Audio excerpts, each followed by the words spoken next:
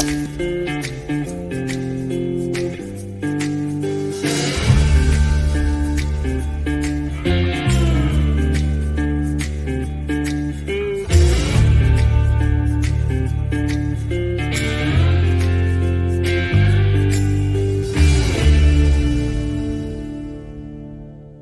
back to the weekend preview here at Los Alamitos Racecourse for the weekend of January 22nd and 23rd.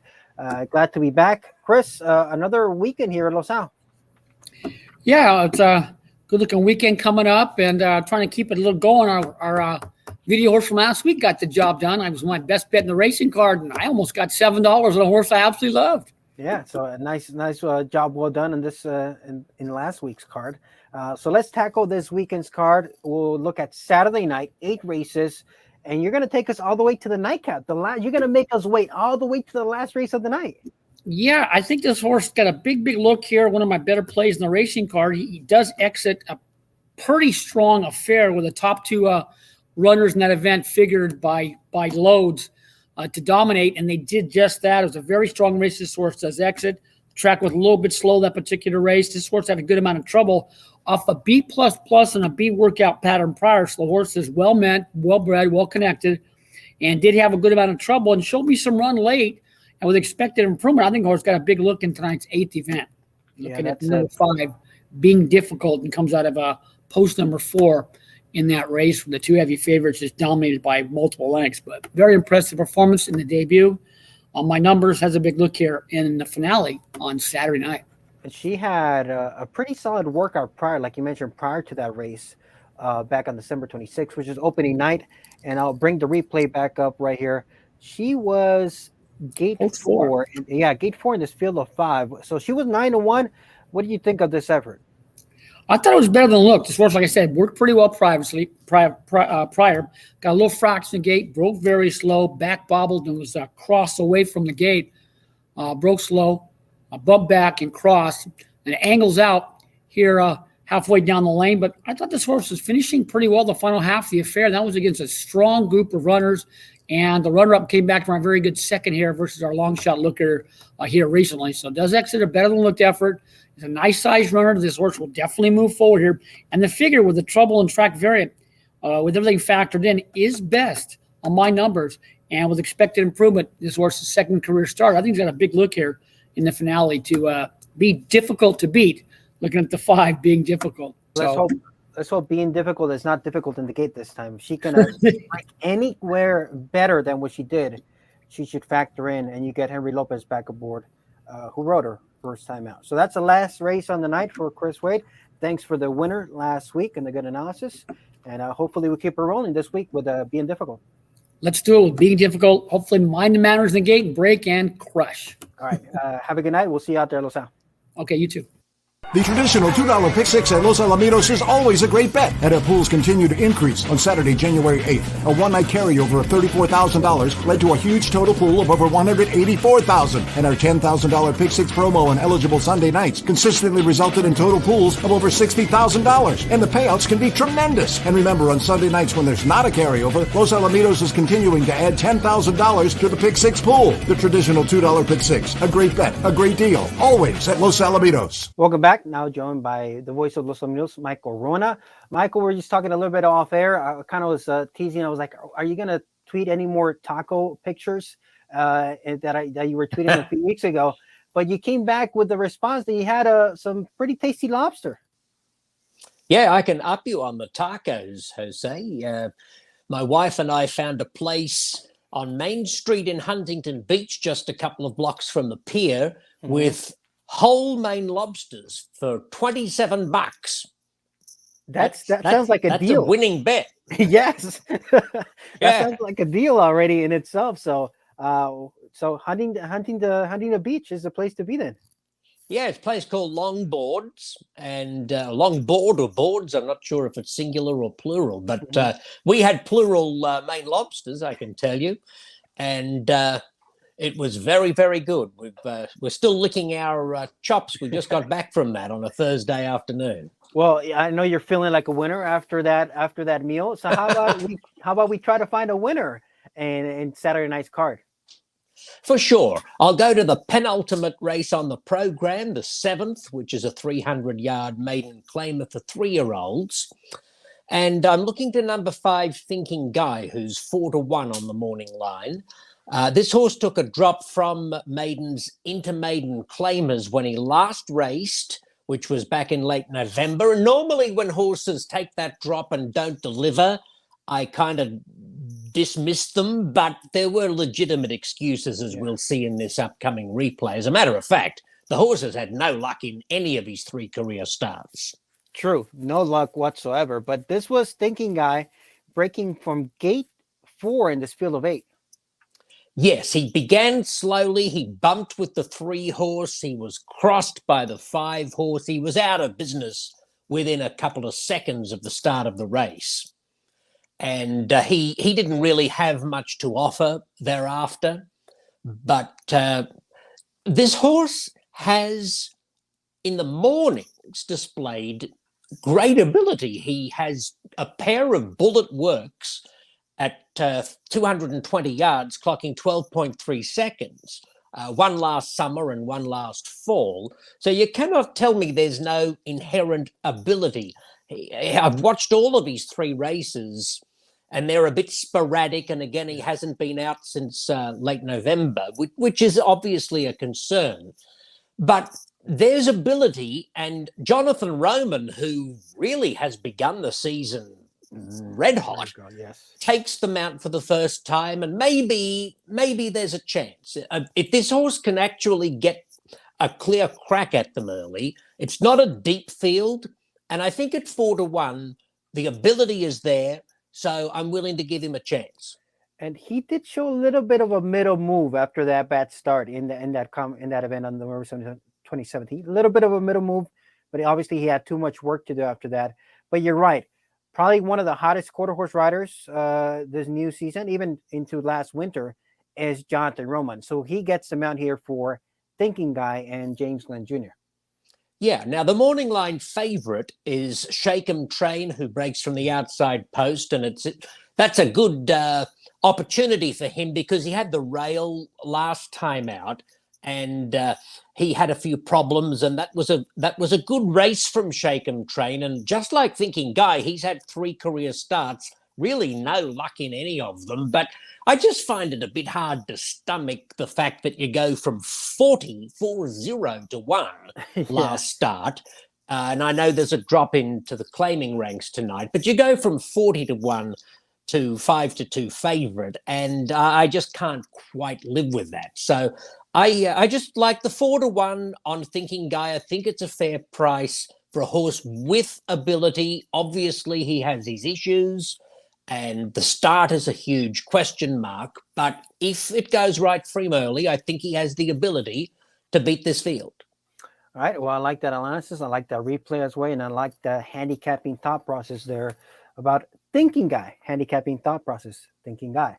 All right, race number I hope after the race I'm not kicking myself saying, Guy, what were you thinking? that is true. That might be true as well, but let's hope so. So race number 7, you're going with Thinking Guy in post number 5. All right, Michael, thanks a lot for that replay and that analysis, and we'll see you this weekend out there at Los Alamitos. All right, mate. Maybe I'll see you next week over a Maine lobster in Huntington Beach. Sounds tasty. Have a good night. Okay. It's quarter horse girl power on the racetrack at Los Alamitos with the nation's best stakes schedule ever for fillies and mares.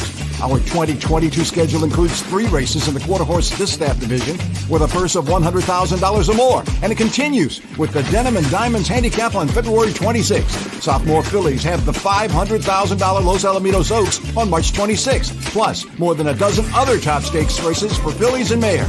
It's all about quarter horse girl power at Los Alamitos. Now back with Professor G, Orlando Gutierrez, our Director of Marketing and Publicity, Swiss Army Knife here at Los Alamitos. Orlando, welcome to the program. How are you doing this week?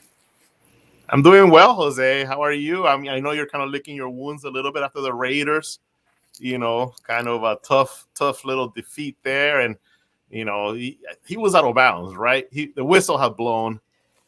Yeah, all that that stuff. That should not have that was pretty been much a TV. Yeah, but they had a good season. I was a big Raider fan since Thanksgiving week until the last week of the season because I had a 200-1 future that I bet on them in Vegas, Orlando. So that's why my heart and my gambling money Yeah, was on the Raiders for the last 6 or so correct. weeks of the season. Yeah, absolutely. Good weekend of football games up ahead, and a good weekend of racing here at Los Mhm. Alamitos. Starting off with an eight race card, but some solid fields all around. We have a big star returning to action in Jerry in race Yes. number 4. And it's going to be a nice matchup because he's going to face a horse that he had not seen before here at Los Alamitos. And that horse by Brian Picnic coming in with a nice win streak. And we'll get to that race. That's race number Yeah. 4 here tonight. So just to preface here the show, Orlando, Christopher Wade, Mike Wrona joined us before you. They gave me a pick for race 7 and race 8, right? And my lock of the night is in race number 6.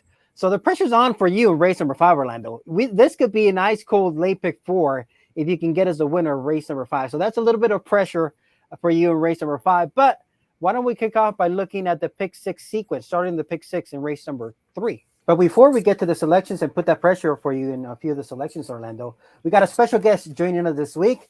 He's been a popular guy at both TVG, Santa Anita, Los Al. He's been doing it all. So pleased to have Diego Herrera joining us. And Diego, welcome to the program. How you doing? Good, and you guys? How are you guys? Good. Excellent. How are you, Diego? Very good, very good. What Look you at got that there nice saddle behind you? towel. What's that? Yeah, look at that saddle Yeah, towel. that's nice. The saddle tail from the Governor's Cup fraternity. I stole it. Call it close. Yeah. So fresh off my mind right now, I got to ask you about the pickup mount on that terrific mare for Juan Alleman to win the Charger Bar, Kiss Through Fire. How did that come about? Because, how does that happen? Are you sitting in the jockey's room and you get a call or your agent calls you? How does something like that happen? Usually you do get a call or someone, the trainer walks in and tells you, but this time it was a little different. I was just finishing up from riding the mount before, Yeah. which I took off of. I'm just fortunate to ride Cotton Cartel, and unfortunately, just fortunate one, and I'm happy for the owner and trainer. But I was coming back and I was just ready to wrap up my night, and as soon as I'm walking in, I see Juan at the corner of the jockey room, and he's like, "Hey, you think you can do me a huge favor?" And he's like, "Yeah, what's up?" He's like, "You think you could pick up?" He didn't tell me what horse it was. He just told me if I could pick up one of his horses. So I assumed me and Juan do a lot of great work together. So I said, sure, why not? And then I asked the guy, Jesse, I said, wait, what horse am I picking up? And then he's like, yo, you're picking up the 4. And then I look up and it's a favorite. It's the favorite, a grade 1 winner, the previous year's winner of the Charger Bar Handicap. No pressure at all. Yeah, why don't you do Juan Alleman a favor there and ride Kiss Through Fire in the Charger Bar Handicap, $100,000 raise, Diego. Exactly. So it was it was pretty cool, just being able to be a part of that win and how it happened. So yeah, that was cool to kind of see, obviously, and enjoy.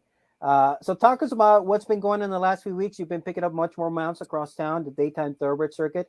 So how did your day-to-day now look for the fans at home that are wondering? How are you juggling riding daytime and nighttime? it's pretty great. It's going great. I'm picking up a lot of business across town and here as well at Los Al. And I'm very fortunate for the opportunities that are presented in me. But I've been doing really good at Santa Anita as well. I've been picking up a win or two per week over there, so that's pretty cool. And here at Los Al, it's been busy. It's a little harder, but I've been keeping busy riding at least 5 a night. So it's pretty cool. I'm averaging like 9 mounts a day from Saturday and Sunday, so it's pretty good. Sometimes even more. Yeah. Diego, you're working with Derek Lawson at Santa Anita, working very hard, getting you mounts there, and here at Los Al, April Ward, helping you as well during the nighttime action. So you're also communicating a lot.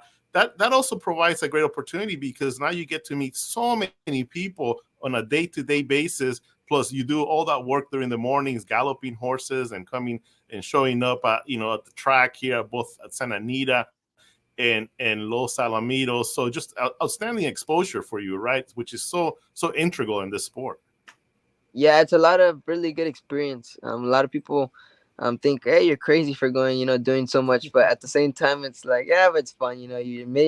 You meet a lot of different people, and you're here at 1 hour, and then the next hour you're over there, and people are like, what the hell, this kid's crazy. But my dad always said, if people aren't calling you crazy, you're not doing anything right. So I feel like that's something that I like. And you mentioned your dad, Diego, and I know I've heard some different interviews where you have credited his work ethic, and you learned a lot that from your family to work hard. Can you tell us about that relationship and now him seeing your success that you're gathering early on in your career? How do you take it from here, especially with that work ethic that you already have? I owe a lot to my father. He's been a big part of my life, and my mother. They both work really hard to get to where they're at.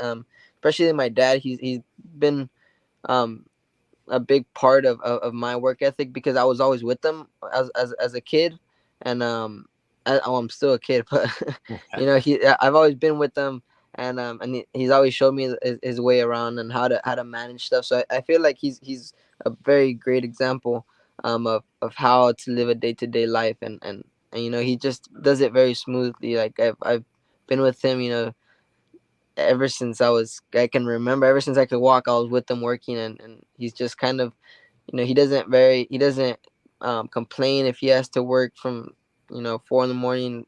to whatever time. He doesn't complain. He just does it and gets over with, and does it he does it again all the time. So I feel like that's somewhere where I'm kind of I owe it to him to show him that he taught me right, and trying to not a lot of people see his work because it's not all over the TV, and I feel like I owe it to him to show him that I can do it as well, and make him proud. And Diego, how often does he get to come to the track and watch you ride? Your family, not just him, but you mentioned your mom as well. So my mom and dad come every Sunday, every Friday. My mom comes Friday, Saturday, Sunday. I don't think she's missed the race or she's missed the race or two. But if you ever at the races, you can spot my mom out. But my dad's a little busier, but my mom tries to be there every time she can, and I'm very grateful to have him. Before you disconnected, you were just talking about how your mom usually there Friday, Saturday, and Sunday, right? Yeah, they're there. Mostly every day that I'm riding. So that's something that it doesn't feel like it's something big, but seeing them in the grandstand and watching me do my thing, it's kind of something that I really enjoy. Now, talk to me about the relationship with you and the Andrade family. I know they were one of the first barns that they might have given you the first mount ever. And did they give you your first winner ever? No, they gave me my first mount on I think it was Mr. I don't know. I remember it was a Palomino. I don't know his name, but yeah, Angela actually gave me my first mount. And they're amazing people. They really impacted a lot in my career. They actually were the ones who took out my license. They was the first one to. They took out my groom's license, and then my exercise rider, and then my jockey's license. So they're pretty special to me. And her and the Andrade family, Angela Aquino, and Ashley Garcia, they all play a huge part in my career. They're one of the first people that believed in me and that gave me a shot. So I owe a lot to them. And anytime you get down to the winner's circle, I can hear him screaming in the grandstand, Diego, go Diego! I was just gonna say that night that you won, I think with a horse that may have paid $70. Yeah. They were all up here in the by the Vessels Club, and they could just hear them screaming your name and cheering for you. So that's awesome. Yeah. You have your family, you have so many friends that are rooting for you, and that's gotta just feel so good. So you were talking about how your family doesn't miss many race nights. That means they were here for the Charger Bar Handicap. Then on the Sunday, they got to see you get your first Grade 1 victory, and did they have an opportunity to also get in the winner's circle as well? Yeah, they were here. it was funny because people think, they just go for. Well, my mom, she was there. My mom and my dad actually were there from 12 in the afternoon when I started riding to I think around like 10:30 at night. So they were there the whole night and the whole day. So they got to be able to get in my winner's picture at Santa Anita for my first turf race, and then my first grade one at Los Al. So it's pretty special. That's Now that's pretty fantastic. cool. That's That's awesome. pretty cool. That's pretty cool. So while we have you for a moment, why don't we show the past performances for Saturday night, and we'll kind of go through your cards, and you kind of Mhm. let us know if you kind of been riding a few of these horses for a long time, or you picking them up for the first time. So I'll bring up the past performances. Let me know if you see them on your screen. Mhm. Yeah, I can see them. All right, cool. Where? Let me see. Where do you start your night? You start your night at the beginning of race one. Let me check. The second, I think. The He's got a second. mountain So race too, Jose, with number yeah. 2 Intense, a horse that I really, really am fond of because I got a little bit of a win there a couple of weeks ago when you rode him, Diego, at 3-1.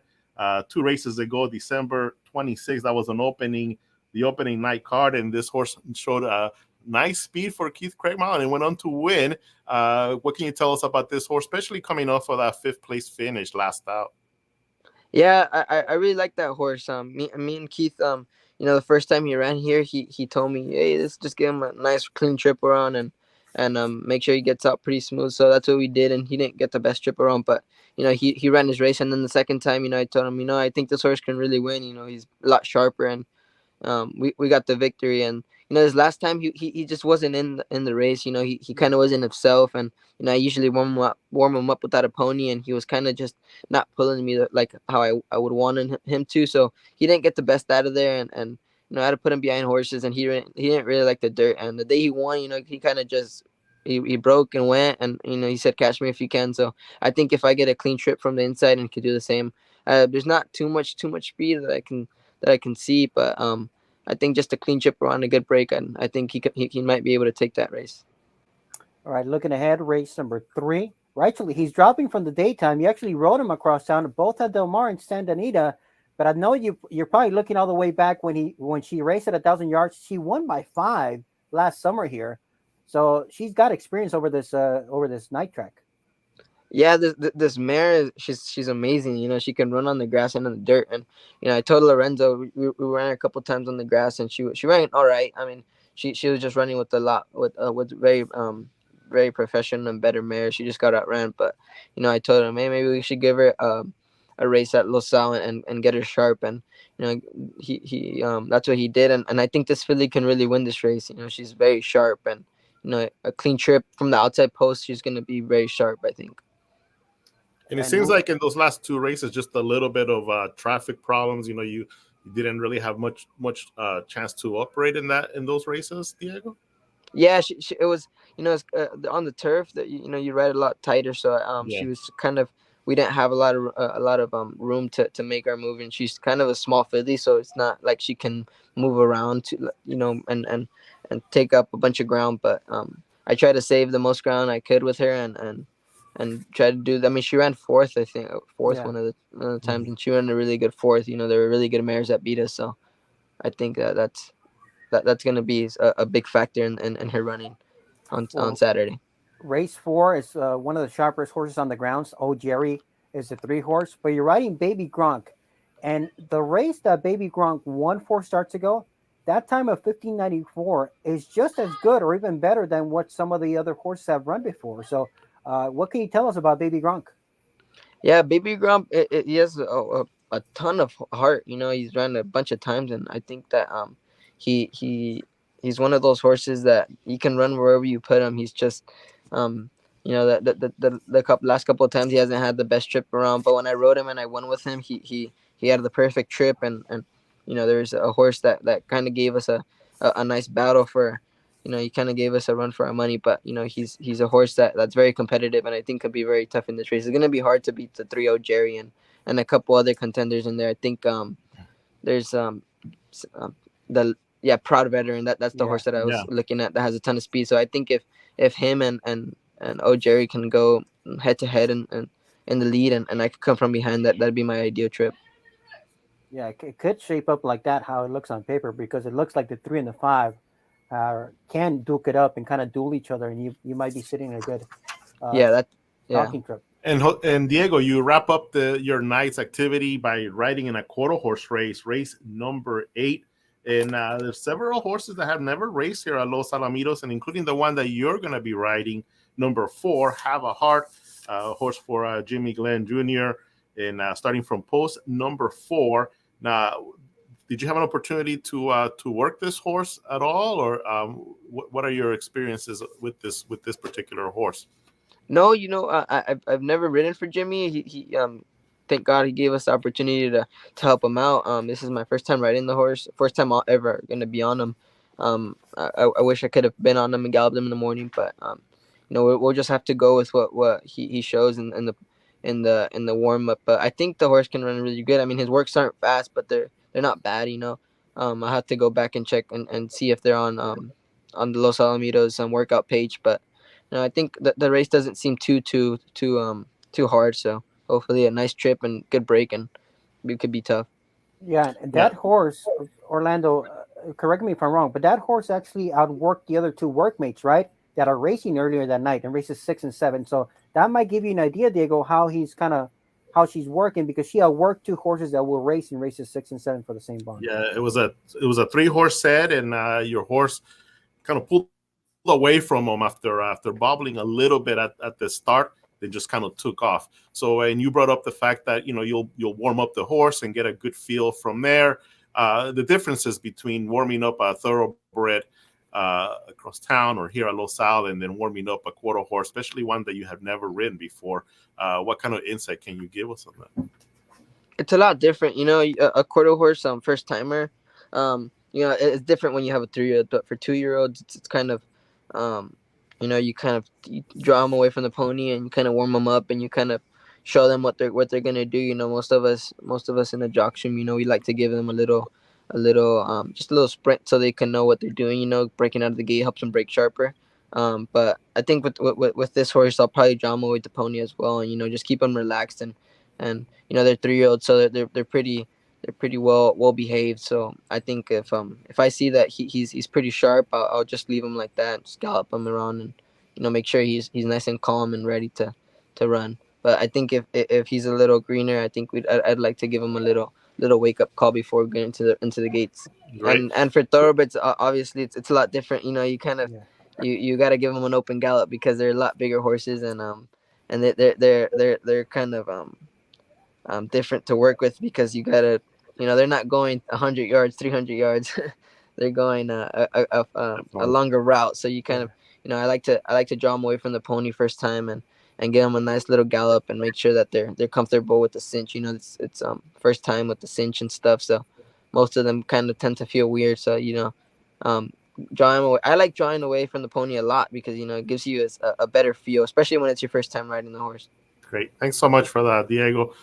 And thanks so much for joining us on the show today. I know you're super busy. Got a busy weekend ahead, so really appreciate your time. And it's always a pleasure to talk to you. And again, continuing to follow your career. Thank you guys very much. All right, Diego, much success, and I expect to see you in the winner's circle many, many years to come. You got it. Thank you. Horse racing fans, the fun and excitement of horse racing is always at Los Alamitos. We're open daily for simulcasting, and our live quarter horse and thoroughbred meet continues every Saturday and Sunday night. And sports fans, make Burgart's at Los Alamitos a big part of your Sundays, as our new sports bar and wagering room now features the NFL Sunday Ticket. Root on your favorite football team plus cheer on your favorite racehorse at Burgart's. Plus, we're continuing to offer our popular $10,000 Pick 6 promo with the NFL Sunday Ticket now at Burgart's. Live nighttime horse racing action, and of course, our $10,000 Pick 6 promo. Get your admission tickets at the gate or online at losalamitos.com. We look forward to seeing you at Los Alamitos. Welcome back. Well, that was a fun conversation with the young rising star, Diego Herrera. And yes, Professor G, that was your radio play intense a couple of months ago. So he'll be going to race number 2 there for Diego Herrera and Keith Cragmount. All right, so we put the pressure on. Mike Wrona has a pick in race 7. Chris Wade has a pick in race 8. I've got a pick coming up in race 6. So I'm going to pick your brain in race number 5. But let's kick it off talking about that very sharp allowance race in race number 4, which features Old Jerry. Yeah, oh Jerry coming off of a couple of victories to close out the year, and of course won the $50,000 final here at Los Alamitos by a length. Then came back and picked up right where he left off, winning by 2.5 lengths, going from gate to wire on December 18th. He finished the year winning 7 out of 8 races here at Los Alamitos Racecourse, and I believe he's now won 10 out of 11 races of his last 11 races at Los Al. He's won 10 of them. So just a fantastic horse here at Los Alamitos. And we'll be looking to make his 2022 debut with another, big effort here at Los Al. And it's a pretty competitive race because he's going to be facing a new horse that he hasn't gone against before. I'm talking about number 5, Proud Veteran. And this horse got a 4-race win streak of his own. We heard about what Diego Herrera had to say about number 4, Baby Gronk, looking to maybe have a little bit of a chance if there's some kind of crazy speed duel between those two, O'Jerry and Proud Veteran. And the one time that O'Jerry lost last year here at Los Al was when he went head to head. Was it Hot and Famous that kind of just gave him everything he could handle? Yeah, and then the race kind of opened up for Diego Herrera himself. So he kind of, he was riding Capture the Sea in that race. So, we'll see. Maybe that's what he's hoping for. He's seen that play out before to his advantage. So he'll be ready with Baby Gronk. And Castlegate, we've talked about Castlegate. He had the most points during our series last year, ended up running, finished 7th in the $50,000 final and came back and ran 5th. So he's coming off of probably his 2 dullest efforts here at Los Al. We'll see what kind of bounce back he's got, especially with Edward Rojas Fernandez on the mound for trainer Sergio Morfin. Bound to Bet from the Jimmy Glenn stable, talented horse coming off of a solid 3rd place finish against O'Jerry and Capture the Sea. So that was a good showing from Bound to Bet at big odds, 23-1. Let's see if he takes another step forward. And another horse that might be able to take advantage if there's a big speed duel that shapes up in this race, Jose. Yeah, Bound to Bet, was coming off a layoff as well. So that kind of makes him a little bit interesting to kind of maybe run better and improve. But how about Castlegate? 2 starts ago, he was a favorite against O'Jerry in the 50 points final. So, the betting public has supported Castlegate against the likes of O'Jerry before, but O'Jerry has been just ultra sharp. So that's a good allowance in race number 4, the payoff leg of the early pick 4 and the second leg of the pick 6. But race number 5, 1,000 yards, claimers for a tag of 10,000. Orlando Terrible Ted competed also in the 50,000 points final. He finished 2nd to O'Jerry. Yeah, and that's going to be my pick for this race, Jose. Terrible Ted. Early on last season, when we started doing the point standings, he was sitting at the top for quite a while. He started off really well here at Los Al, ended up making that final 10 and ran a heck of a race, like you mentioned. And then last out, he faced Project Leader. So and that was a tough race. He was chasing Project Leader and just never got a chance to really threaten that horse. Kind of took the steam out of him in that race and ended up kind of finishing flat 4th. So I think he's going to bounce back. I think he's got a better opportunity to run the kind of race that will set him up nicely. And I think he has a winning comeback here in this race, Jose. So I'm going to go race 5, number 1, Terrible Ted, and to kick off that late pick 4. You know what I still find interesting about looking at his past performances, Orlando? That he was offered for 10,000 claiming price right 2 races before the final. So he was still they were still dangling the carrot for 10K just to start before he made the final. He earned a very nice check in that runner-up effort. So Terrible Ted has been racing against some very, very good horses. Who do you think is the main speed threat? Is it Swamping 8 Easy? Maybe Equipo A? Who do you think goes? Yeah, Equipo is interesting because this horse is coming off of a victory at the 2.5 furlong distance. Yeah. So you would think that, this horse has pretty sharp speed leaving the gate. So I could see Equipo A setting the pace, Terrible Ted sitting right there behind, and as a sneaky pick here in this one, I could see Big Cheddar maybe picking up those pieces as well. If again we're looking at some kind of a speed duel between Swampin' and Easy, Equipo A, and Terrible Ted, maybe chasing there, maybe not getting the job done. So pretty solid field. You got DK's Crown as well in this group, and this horse ended up running in the $30,000 final, held that same night when No Jerry won. And for whatever reason, Orlando, the last week, I think being towards the outside was the place to be in these 1,000-yard races. I think we had like maybe 3 or 4 straight winners from the outside post last weekend here at Los Al. All right, race number 6.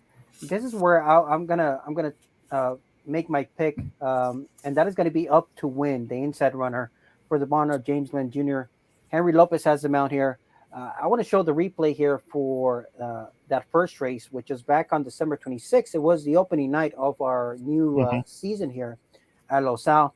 Let's go to losalamitos.com. And she actually drew the inside post. So there's a couple of positives that I like, that she has experience from the inside post now, once again. And I like this, how well she broke. We take a look at this replay, Orlando.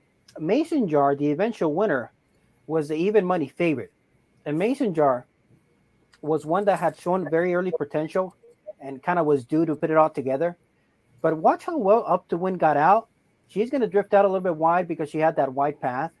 But I thought even after all that, she kept the task, finished a pretty nice second. And watch how she gallops out here past the finish line.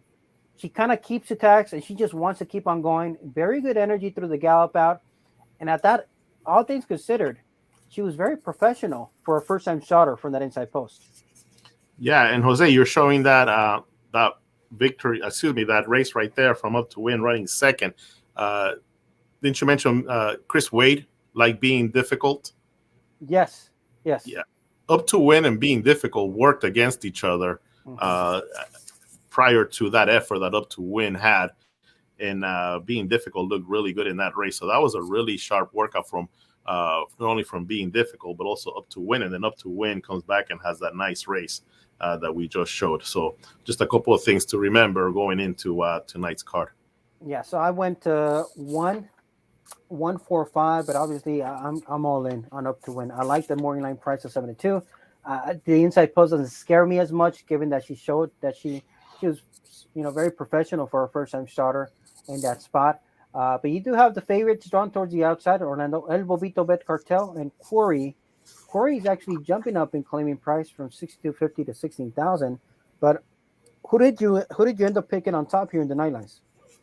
I ended up going with one of the Mike Castleman horses in this race. Number 3, Bar Cartel, is going to be my pick. Now, this horse hasn't won yet. Obviously, maiden race, has had plenty of chances to do it, but has finished second in several nice races. Up for You, Sweet Encounter, some of the horses that have defeated him, They She Go, and has shown the ability to go, in the 1585, 1592 range. So I like that experience. And I like the post position as well. My second selection in this race is Up to Win, and I close out my top 3 with the 4. It's A New Day. All right, and also want to make a mental note. Keep your eyes on Separate Blast. So Separate Blast is one of the horses that we're going to show the trio that work together. So this is one of those. So Separate Blast finished in that December 11th drill, 3rd best in 1290. She was on the outside in that 3-team set. Let's move along to race number 7. 300 yards maiden claimers. We talked to Michael Wrona. His pick right here was Thinking Guy, Orlando, 4-1. And so he's my pick as well. Okay. That's why I'm going with, and I actually singled this horse in my late pick 4 ticket in the Nightlines program. Number 5, Thinking Guy. I'm all in on this horse. Thinking Guy, we showed that backtrack for this one. Troubled, but had worked well prior to that. He's 4-1. Shake 'em Train. You go from 40-1 last time out, Orlando, to the 5-2 morning line choice for Shake 'em Train. Probably moving to the outside is a good spot to be, but I think there's not going to be any short price favorite in this race. You're probably going to get a fair price if you like a horse in this spot. Yeah. And also, here's the first time starter, Fastidious.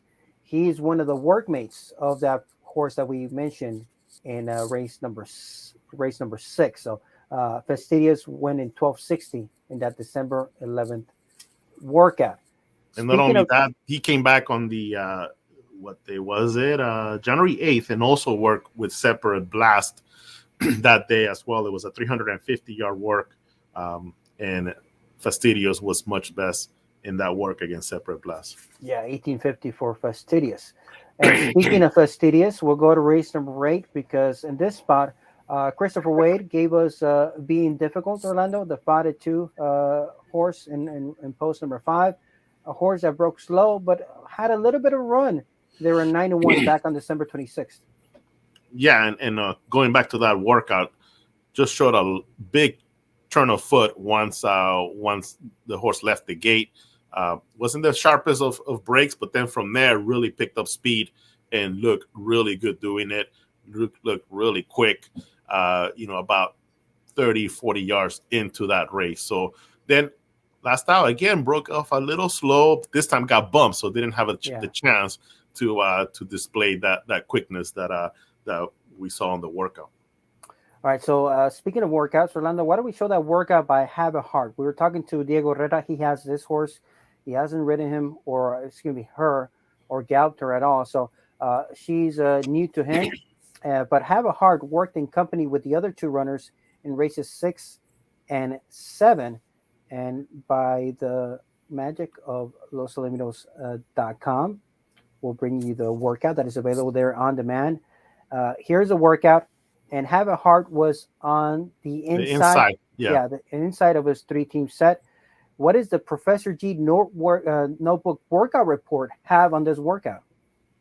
Well, to me, it looked like the horse bobbled a little bit and maybe lightly brushes right here with the workmate. And from there, though, really nice acceleration. Just takes off there and pulls away from the rivals. Nice and easy, encouraged by hand down the lane, and finishes nicely. Pretty good past the wire, and you can see the jock there kind of taking a look back and just kind of cruising there around the clubhouse turn. So, just a little bit of a mistake leaving, but from there, did a really good job there. It's right there, a Separate Blast as part of that workout as well. So, and it was a very light hand ride, so it looked like he could have gone much faster than the 12:40. You can see the rider was just under a light urging after that little bit of a bumping up at the start. So she finished about a length in front of those 2 workmates. And the cool thing about it is that we'll be able to see the 2 workmates how to race in races 6 and 7 and kind of give us an idea of how Have a Heart could do coming up in race number 8. Yes, we got a couple of other interesting runners here with experience. Winning Cocktail from Monte Rosa's barn. This is a filly that's half sister to Zooming for Spuds.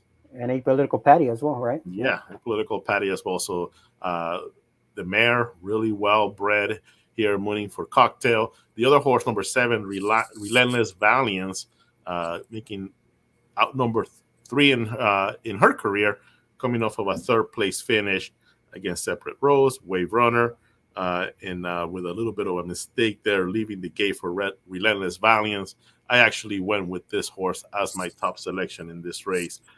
Just nice post position, breaking from post 7, leading rider Ruben Lozano up, and maybe this horse takes another step forward. And at 7-2 odds, I like that as well. Being difficult will be pretty tough in this one also. So that would be my exact at a 7-5. And let's see how that rolls in race 8 to close out the card on Saturday. Yeah, I went 157. So actually, we've had some professional maidens, Orlando, get that first elusive win in recent weeks, both on the straightaway and around the turn. I know I Get It is 0 for 9, the most experienced runner in this group, but she's never really truly been a short price favorite at all in her career. She's been single odds. She's been in the mix of things. And last time out is probably one of her better performances up to this point. Cool Spirit was able to prevail there gamely. So I Get It, though, at 4-1. I'm going to give a slight check mark in there. We'll see what kind of odds we get at post time. But interesting race here, maiden event to complete the card on Saturday night. Orlando, thanks for matching us up with Diego Herrera and getting us for him to join us in the show. That was a fun conversation with Diego. Yeah, my pleasure. And yeah, it's always fun to catch up with Diego Herrera.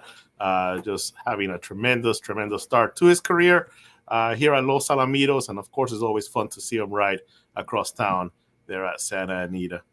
And now we know that his whole family comes out to the track to cheer him on. So good deal. I'm gonna have to make a point of meeting them as well. It's gonna be looking forward to meeting the Herrera family here at Losa. All right. Well, thanks for that, and thanks for the replays and the analysis as well, Orlando. And we'll see you out there this weekend at Los Alamitos. Thank you. You too, Jose. Racing fans, the traditional $2 pick six at Los Alamitos is always a great bet. On Sunday, November 7th, a one-night carryover of $14,000 led to an outstanding total pool of over $94,000. On Sunday, October 17th, a one-night carryover of $17,000 led to a total of over $110,000. And the payouts are tremendous, headed by a season-high payout of over $94,000 on May 21st. And remember, on Sunday nights when there's not a carryover, Los Alamitos will add $10,000 to the pick six pool.